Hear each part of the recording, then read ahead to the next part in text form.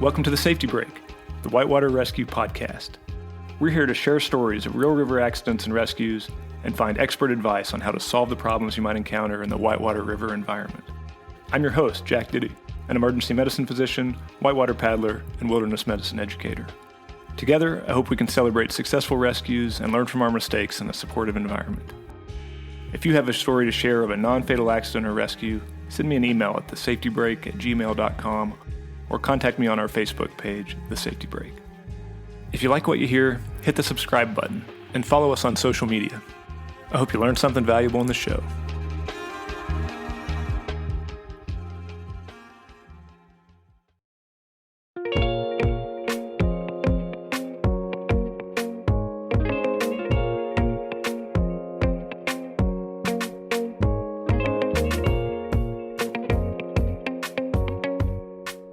When I realized I was offline, there was no, correcting it. I was already moving towards a drop. There was no eddies or anything like that to catch. So I was just like, well, I'm going to have to drive at it and hope for the best. So I just drove at the lip, and right at the edge of the drop, it got really shallow, about 3 inches deep. And I dried out, basically lost all my speed, couldn't get a good boost stroke, and just pitched over the edge of that rock. I was able to, not over-rotate and land on my head. I did get a stroke in, and I tucked, plugged, came up upside down, rolled. And when I rolled, I saw a rock wall right in front of me, and I knew that I was under the curtain, and it was a bad situation.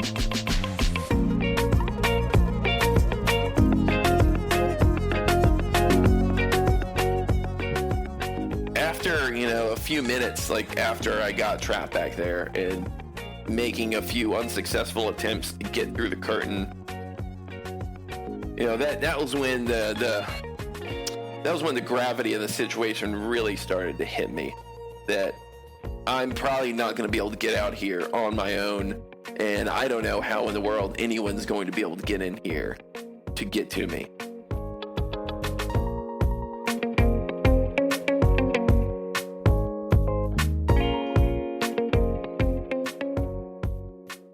In December of 2022, Curtis May had the misfortune of becoming trapped behind the curtain of a large waterfall on the Agua Azul in Chiapas, Mexico. From his vantage point, there was no obvious means of escape. There was a vertical rock wall to the left, a thick curtain of water in front of him, and a large undercut wall on his right, extending as far as he could see around the corner. He made multiple attempts to drive through the curtain to escape, but was rejected each time by the huge force of the current. As his energy waned, he eventually became resigned to the idea that he would just have to wait for a rescue, paddle across this undercut wall into the unknown, or potentially die in this watery trap. Meanwhile, his friends were trying to pierce through the curtain from the downstream side, but meeting similar obstacles. Fortunately, all of this was captured on video, posted on YouTube. There's a link to it from our Facebook page, or you can just search for Live Bait Rescue Agua Azul. I'd encourage our listeners to view it either before or after listening to this episode. After I saw the video of this rescue, I wanted to hear firsthand about the decisions made that day in the process of the rescue. Similar to our last episode, a tethered swimmer rescue, also known as live bait, was used to reach the victim. Before we hear the actual rescue story, let's talk about this technique for a few minutes. It's often the best option for retrieving an unconscious or entrapped paddler, or anytime a rescuer has to enter the water with high downstream hazards. It's worth having a basic understanding of it if you're spending a lot of time in complex whitewater environments. I've linked several instructional videos about it on the Safety Break Facebook site if you want more information. I also spoke with Zach Brown, a swiftwater rescue instructor and co-owner of Water Training Resources, a training center in the Northeast that focuses on water rescue training for professional rescuers. Here's his description of live bait rescues. So, tethered swimmer or live bait, to me, it's one of the best go-to rescue techniques out there. And the reason I say that is that it's equipment-wise, it requires minimal equipment. In theory, all you need is a throw bag, and you can just tie in to a rescue ring as long as they have a Type 5 PFD. And they're very successful. So with the live bait rescue, there are several ways you can teach it. But in theory, you have two people on shore at minimum. One person will be tied off to the rescue ring on their Type 5 PFD. And that's an important part to touch upon, is that when you're tying someone off in a river, they need to be able to release that. So you don't want to hard tie into someone around their waist or on their chest. You want to make sure they have a releasable ring for that. And the reason being is that if they get in a jam, at least they can pop free and then swim out into an eddy and get free of that situation. So on shore, one of the rescuers will tie into the other person's ring. If you're using a carabiner, you want to make sure that it's a locking carabiner. I'm sure you've read plenty of stories of non-locking carabiners getting snagged or stuck on stuff in the river. Essentially what's happening is that as they jump into the river, they have that throw bag is on shore with that other rescuer, and so now they can swim out to the victim wherever they may be. And if they're unsuccessful at swimming out there, and it's in a high hazard environment, or there's consequence if they get washed downstream, now they can just be pendulum back to shore and try it again. Also, if they go out and get a victim that's maybe unresponsive, now they get hands on the victim, and now they can be pulled back to shore as well. So it's one of those things where they can enter an environment, and if they get in a jam, they can be pulled out of that environment as well. And that's why I think it's so effective and efficient. It's important for the rescue swimmer and the belayer to scout the situation together, planning the entry point, looking for possible rope snags or obstacles in the pendulum swing path of the rope, and anticipating the safe place to land the rescuer and the victim back to shore. Don't plan to lower into something such as a sieve or a strainer and expect to be pulled back upstream against the flow, as the force of water on the swimmer is usually too much for this.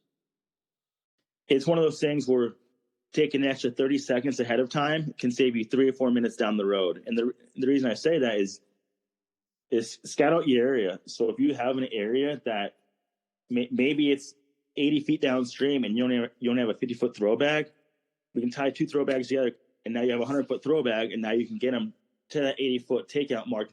The rescuers should also take a moment to discuss communication, maybe agreeing on some simple hand signals about giving or taking slack with the rope, or to abort and reel in the attempt.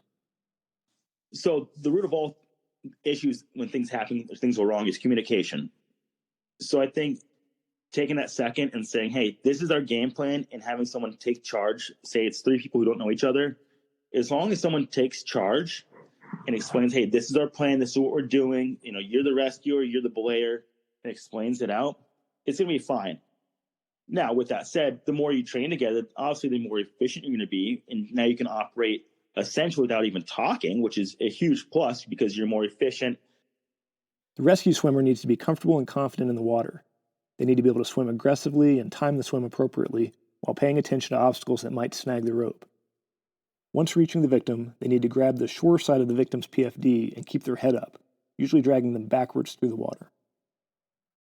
I think the biggest limitation with a live bait rescue is going to be your rescuer. Not all people are created equal. Some people are better swimmers than others. Some people can read a river better, and so maybe they're not a strong swimmer, but maybe they can read the river better, and they can get to that place a little more efficiently. I think it's important to put your best person out there. When it comes to this, it's the time to put egos aside and put your best foot forward and say, who's our best swimmer? Who can go do this? Because not only will it keep them safer and the rest of the team safe, but also they don't want to become part of the problem. So put your ego aside, let the best swimmer go. For the belayer, the most important thing is to have a very strong stance and anchor position, anticipating the large force of the swimmer and victim on the rope. So the person on shore is essentially belaying them. So you'll have the rope on the downstream side of you. So if something were to happen and you have to let go of the rope, you can let go and it's not going to be wrapped around you. But that's their primary job, is to maintain positive contact via the rope with that rescue swimmer, so that either you can pull them out of the hazard, pull them and the victim out, or get them back to shore if they wash out. It's important to know that as that shore-based rescuer, that you have good footing, and it's almost better if you can sit down and jam your feet in some rocks, because what people quickly don't realize is the force of water on someone as they start, and now add a victim to that, that's a lot of force on that rescuer. So that's why it's really important to have some, good footing, preferably sitting down in a good stance. And if you have a second person, hey, hold on to the back of my PFDs, as essentially it's a meat anchor when you think about it.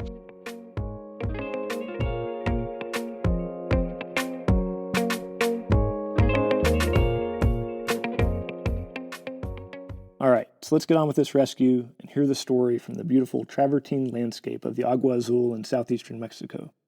Here's our guests. I'm Curtis May. I live in the southeast. Typically, I'm in Texas right now, but normally I'm in Virginia, in Roanoke. I've been paddling since I was like 4 years old. My dad got me into it, and I really started doing kayaking when I was around 19. My name is Wesley Schellmeyer. Been paddling since I was 10 years old. Started canoeing originally. Got into whitewater kayaking shortly after. And my current occupation, I work at Christ School, just south of Asheville, and I'm a kayaking instructor, ACA level 4 kayaking instructor, and swiftwater rescue technician. I'd never been down there. In fact, I'd never been paddling outside of like the East Coast of the United States. One of my buddies, Jacob Simpson, said he was putting a trip together and asked if I wanted to go down there, and I was like, absolutely. Jacob, Curtis, Shane Simoneau, and then Isaac Martinez, who's from Mexico, and that was the crew. Oh, and then of course, Cheery, a younger kid also from Mexico. So our plan was to drive to the Oro, and then from there continue driving south to the Salto de Agua, and then even farther south, southeast to the Agua Azul, which is in Chiapas, the farthest southeast state. It borders Guatemala. They wanted to get down to the Agua Azul. That was kind of like the highlight of the whole trip, I guess, because it doesn't get run that often. It's really remote. It's like an extra 5-hour drive south from any other spot that typically gets paddled. Geology is very interesting. This is sandstone that's not quite stone. Very, very crumbly. I mean, it's like if you took a beach and like packed it down a little harder, this is the type of rock you would get. But it creates these amazing waterfalls. And then Salto de Agua is a little harder rock, and there's more flow at that point and becomes kind of some big water. It's one of the prettiest rivers you'll ever see. I mean, baby blue Caribbean water and just waterfalls everywhere. It's not super high volume. I'm sure when it rains a lot, it's pretty high volume. It's not high volume, but there's a lot of waterfalls, and it kind of fans out. And in certain areas, there might be 5 or 6 different channels where the water's flowing, and waterfalls on each channel. So it creates this gorgeous scenery. And I've really never experienced any other place like it. There's there's kind of 2 different sections in that area. There's a kind of this short waterfall section in the town of Agua Azul, and the town is just right next to all these waterfalls. And we walked our boats up and ran a short little section down to the town, and we did that the day we got there, or the day after we got there, kind of as a warm up. The actual section where the accident occurred is much more committing. It's more of an all-day kind of ordeal. It's called the Seven Kings, is the section where there's 7 fairly large waterfalls, kind of culminating in the final 3, which are the most filmed. And it's a 30-foot waterfall into a 65-foot waterfall, followed by the final 40-foot waterfall. But there's really not in between the 30-footer and the 60-footer, it's very difficult access. So it's very committing. Once you go over the first waterfall, you're pretty much committed to the 65-foot waterfall. Yeah, so we were all feeling really good. We put on, and we're making our way through, like I said, those different channels and stuff. There were a bunch of, at the beginning, there were a bunch of like 10 to 15 foot drops, and it was just really fun. Beautiful, so beautiful. So there was a few jangly moments, but in general, everyone was having good lines. We hadn't had any incidents, so we were all pretty confident going into it. We got to the crux area, and we got out of our boats to go scout these 3 drops. And we came up with a safety plan. We talked that over probably for about 20 minutes. And so the plan was we would have 2 safety boaters below the 65-foot drop. We would have 1 spotter who was going to communicate with the safety boaters and whoever was on top. And we would have 1 person flying the drone and filming. And the lead in to the first of the 3, the one where the incident occurred, the lead in is tricky because there's a whole bunch of little wave holes like just peppered all the way across the entrance to it. And there's one kind of like little shallow, low angle slide, and you got to identify where the outflow from this one thing is going and be at a certain point relative to it to be where you want to be. And the trail runs along the right side of the river. It's about 15 feet above the level of the first drop, right? But it's really dense forest. There's only a few spots along that trail where you can see the first drop. So you can be downstream of it and see it. Then you can be like right on line with it and kind of see it. And then you can be, there's like maybe 2 spots upstream of it where you get a gap through the trees and you can see it. I saw like the lip of the drop from downstream. I'm like, okay, this is where I want to go. I can kind of see like this flow's coming here, this little wave's there. And then I walk upstream and I had to try to identify those spots again. And at some point in there, I misidentified one of the little waves or holes. And I'm like, okay, I need to hit this one and then I'll be lined up. And I thought I'd gotten far enough left, but I hadn't. When I realized I was offline, there was no correcting it. I was already moving towards the drop. There was no eddies or anything like that to catch. So I was just like, well, I'm going to have to drive at it and hope for the best. So I just drove at the lip, and right at the edge of the drop, it got really shallow, about 3 inches deep. And I dried out, basically lost all my speed, couldn't get a good boost stroke, and just pitched over the edge of that rock.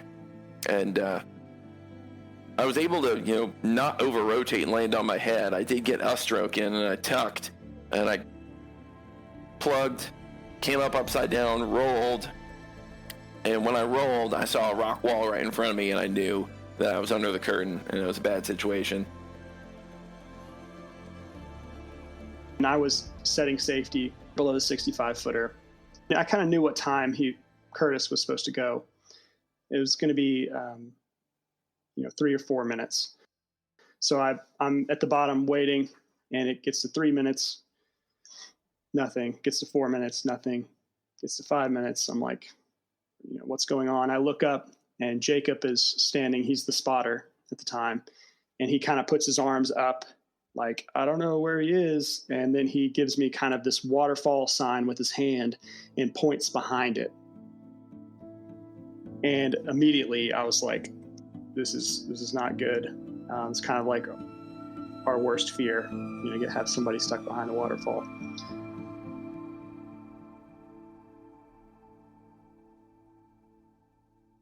So at that point, I told Cheery to stay, just stay here in case anything comes over this waterfall. If it's a body, if it's him, if it's gear, just watch for stuff coming off the waterfall. I quickly paddled to the shore and pretty much climbed almost 90 degrees, up trees with my boat, which was exhausting, but I was just going as quickly as I could. Ran up to the top, and when I arrived at the top, I saw that Isaac had already run the first drop, and he was in Shane's boat, and he was trying to paddle up into the curtain. And I kind of talked to Shane and Jacob about what happened, and they said he was behind the waterfall. They hadn't seen him.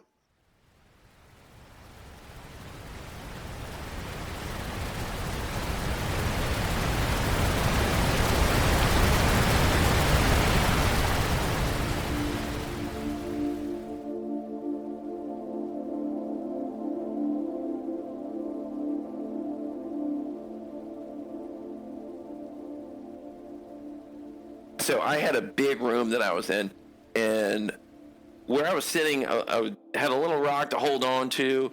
I sat there for probably a minute or so, just kind of gathering myself, looking around, literally just looking around under there to see if there was, any obvious opportunity to get out. And I blew my whistle first off, like right away, just so they would know, in hopes that they would hear me and know that I was, at least still alive back there. They could never hear my whistle. I couldn't hear theirs. I couldn't see them. They couldn't see me. We didn't establish any type of communication at all. It was very fortunate that I was pushed into the little spot where I was pushed, because it was the only spot under there that wasn't really undercut, that was relatively calm, and had that little pocket where I could just kind of sit and hold on to that rock there.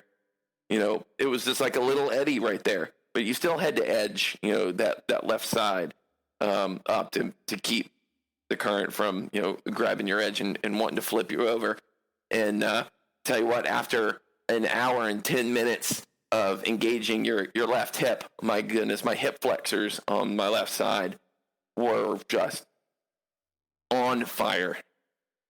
So about every 5 minutes or so I was under there, I'd make an attempt to paddle through the curtain. And the first few times I tried, I paddled straight ahead, right in front of me, because I figured that was the safest bet. If I failed, I could just come right back to the little point of safety I had there. But there was just a boil line right in front of me that was between 12 and 18 inches high, and it was just impossible to paddle over. There was a spot slightly to the right where the curtain was offset, so I would try to shoot through that gap. You could tell that the boil there was only about 8 inches tall, and there was you could maybe just shoot through there. And I tried going through there probably half a dozen times. The curtain was crashing down on me, right on my skirt, on my head, on my paddle. So I'm 18 inches away from getting pushed the other way out of it, right? But I just can't get there, because as soon as it starts coming down on you, the curtain's falling from 35 feet up. It just pushes you down. It pushes your paddle down. You can't get effective strokes in, so you lose all your momentum. And I'm sitting there trying to paddle through this thing, and I just can't do it. It was so frustrating.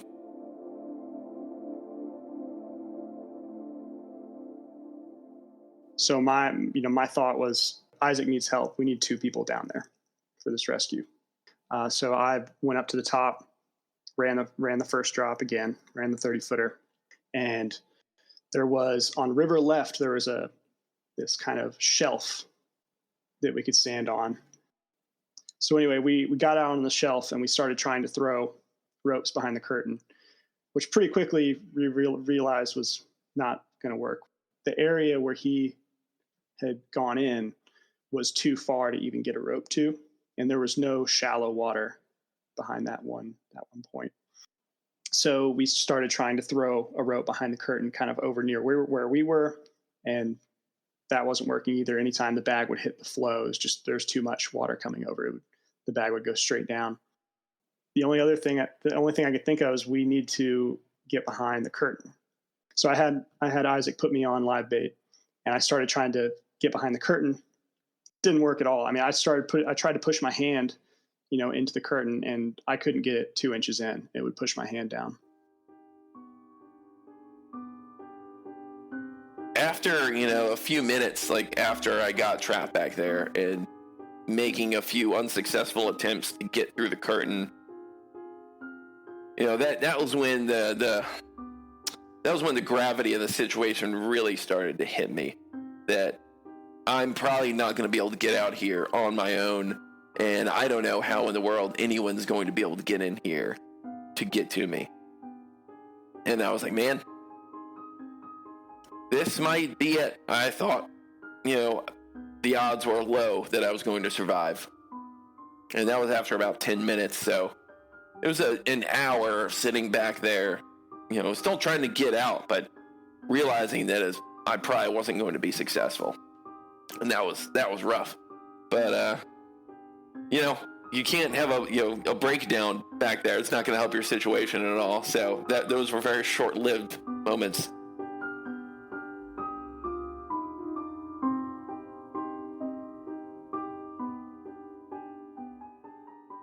And I could see Isaac was kind of starting to lose hope at this point, because we're almost an hour in. And me and Isaac agreed that we, if we were still down there within 25 minutes, we had to leave, because otherwise that would put everyone in the group at risk if we were out there at dark. And in my mind, I was like, we need to just step back for a second and look at everything and talk about what our options are, think about our time horizon. Another factor was daylight. We started early that morning, but all the time it took to set safety and do this rotation, it was already getting pretty late. I mean, it was getting past 4:00, and we knew what time the sun was going to set, and we knew it took about an hour to paddle out from where we were. We were both thinking, like, if we were back there, we would want someone stopping at nothing to try to get us out. And I was like, if there's even a chance that he's still alive, like, we need to. We're the only ones in here. I mean, we can't call for help when you're in that situation, when you're going to call, you're in Chiapas, like, you might be able to get a helicopter. Like, what are they going to do? And that the thought of having to leave and kayak out of there without one of our guys, without Curtis, was like pretty awful. The only way I'm, going to get out of here is I'm going to have to paddle out here by myself, or if they get in here with me. And I couldn't see any way for them to get in here with me. I couldn't remember, from having scouted it, I couldn't remember what the river right side, like near the bank, looked like if there were gaps or openings or whatever. The current looked pretty strong going back towards the rock wall, and the rock wall was very obviously undercut and much closer to the curtain, right? So you have less room for error. That rock overhang cave looked menacing, and you couldn't see what was beyond it. If I get pushed into that undercut wall, I'm probably done, right? Because I'm not going to be able to, might not be able to roll up against it, and if I come out of my boat, I'm under an undercut rock, on an undercut wall, and I'm probably done. So I was going to absolutely save that as a last resort. If it starts getting dark, then I know that they're going to have to leave, and I'm not going to be able to survive under here overnight. So, that was going to be my last option. And I had my watch on me. I knew what time it was. I could see the sky. I could see that it was starting to get a little dark. I didn't want to do anything that would have, that had a significant probability of making the situation any worse until that was the last option. So I was going to give, the rescuers every opportunity to get to me or launch some type of attempt before I did anything that could make it worse.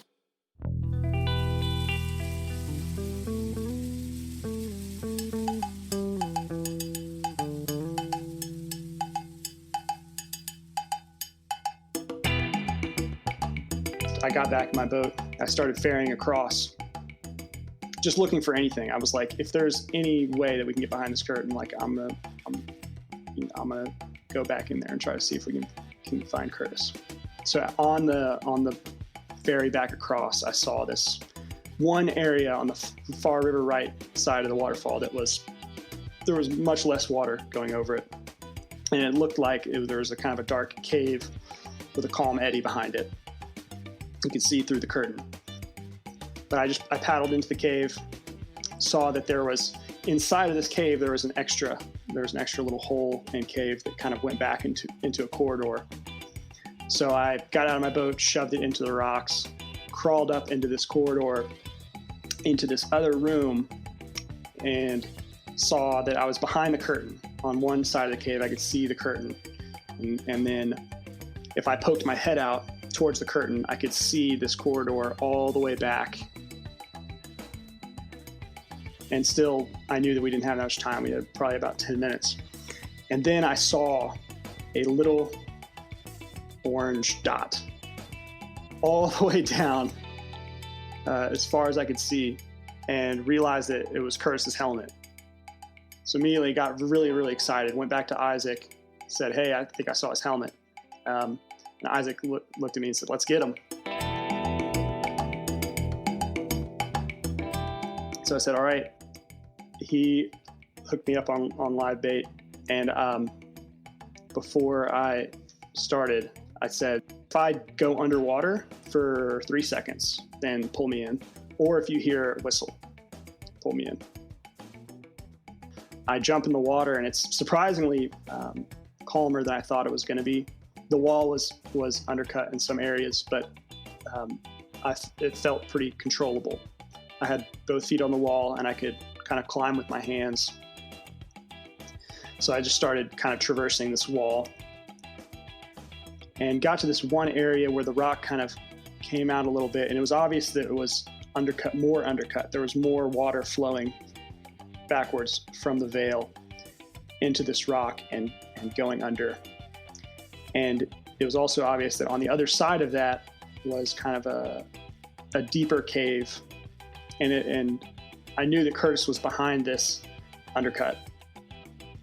I tried to go around at one point and kind of my feet started getting sucked downwards into this undercut rock. And so I kind of pushed back, and I tried one more time, and still yelling the whole time, just hoping, as I really didn't want to try to go around. I knew how risky it was at that point. Like, that spot was very risky.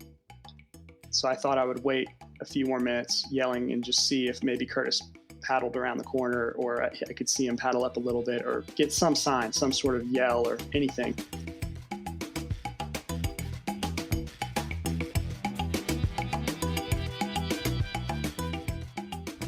It was about an hour, a little over an hour in, when I first heard a voice. And that moment gave me a lot of hope, because I mean, there had been zero contact, visual or audible, with anyone. I heard him, and I was like, oh my goodness, okay, progress is being made. There's communication established. And I was trying to figure out where he was. I thought he was through the curtain, and no idea he was under there with me. I saw Curtis's boat, Curtis trying to make an attempt at the veil. And I think that's the first time that I really saw him and saw that he was in his boat. And I think that's the first time that he had made contact with us too. And then I was like, man, I got to try that gap in the curtain again. And when I paddled out around, I could see around the corner of the rock, that's where the gap in the curtain was. I saw a little purple dot floating over to my right, and I'm like, holy crap, that's Wesley's helmet. He's in here with me. Oh my God, he's right there. When I first saw him out of the corner of my eye, I knew at that point I wasn't going to die.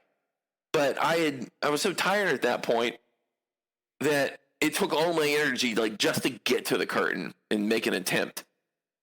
So I had already used that energy, and so I retreated back to my little spot.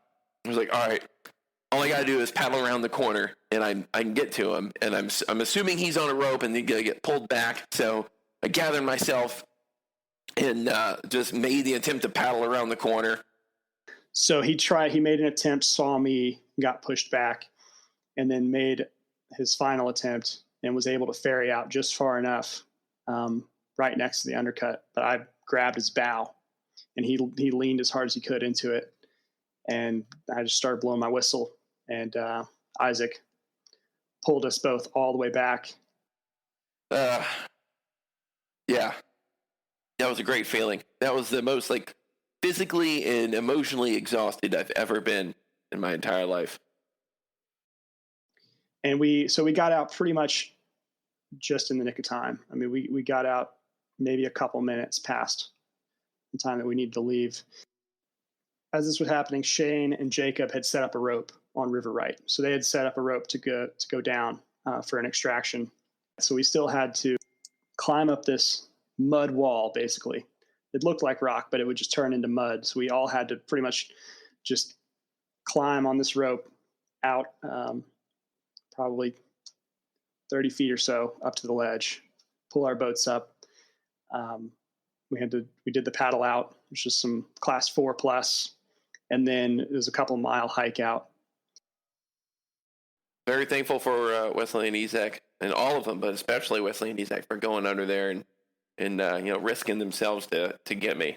That was heroic for sure.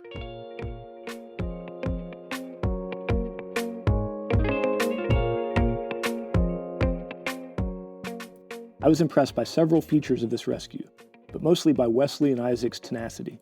They recognized that outside help was not an option, and persisted to solve the problem in front of them to make the save. The vast majority of whitewater rescues are like this.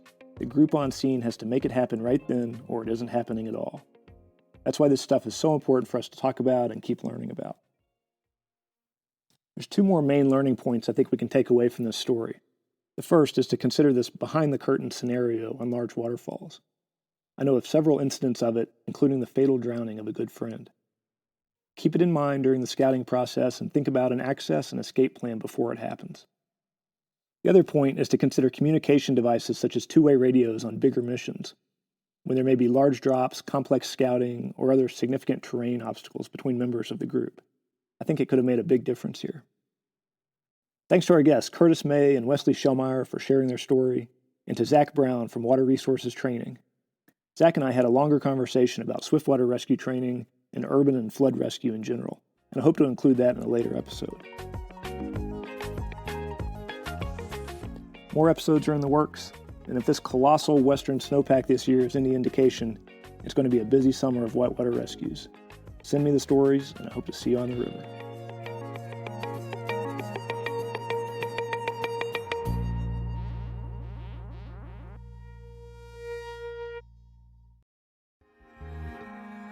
Thank you for listening to The Safety Break, the Whitewater Rescue Podcast. If you enjoyed the show, hit the subscribe button and click follow on our Facebook page so that we know that you're out there. I'm also looking for more stories. If you know of an interesting non-fatal river accident or rescue, send me a few details by email, safetybreak@gmail.com. It doesn't have to be dramatic or life-threatening, just something that we all might be able to learn from. I'll see if we can turn it into an episode.